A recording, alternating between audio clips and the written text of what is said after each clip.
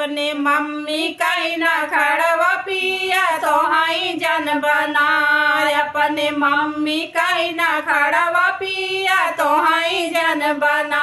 झगड़ा करी है लड़ी है स्वर्ग जाई है ना। अपने मम्मी कहीं न खड़वा पिया तो हाई जन बना।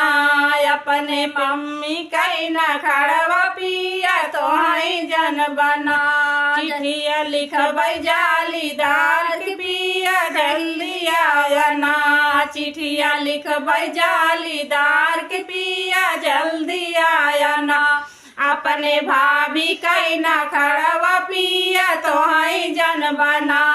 अपने भाभी कहीं न खड़वा पिया तो हाई जन बना। अपने झगड़ा करी है लड़ी है अलगे होई है ना। अपने भाभी कहीं न खड़वा पिया तो हाई जन बना। अपने भाभी कहीं न खड़वा पिया तो हाई जन बना। चिट्ठिया लिखबै जालीदार के पिया जल्दी आया ना। चिट्ठिया लिखबै जालीदार के पिया जल्दी आया ना। अपने भाई का न खड़वा पिया तो हाई जन बना।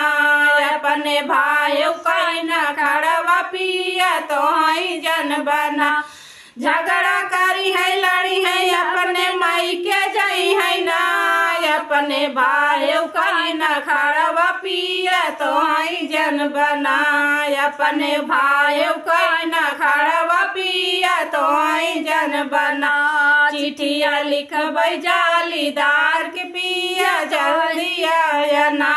चिट्ठिया लिखबै जालीदार के पिया जल्दी आया ना। अपने बहिन कहीं न खड़वा पिया तो हाई जन बना। अपने बहिन कहीं न खड़वा पिया तो हाई जन बना।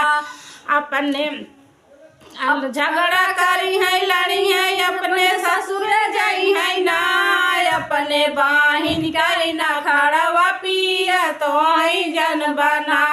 अपने बहिन कहीं न खड़वा पिया तो हाई जन बना।